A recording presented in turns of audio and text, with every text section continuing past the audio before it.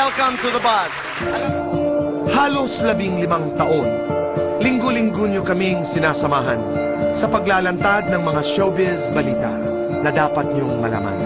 Mula sa simula, simple lang ang naging layunin ng programa. Ang ihatid ang buong katotohanan. Walang labis, walang kulang.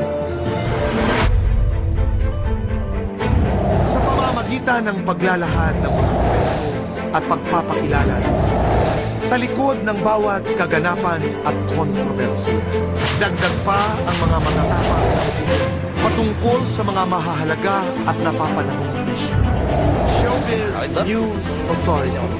Yan ang bansag sa programa. Dahil sa inyong pagtitiwala at pagtangki.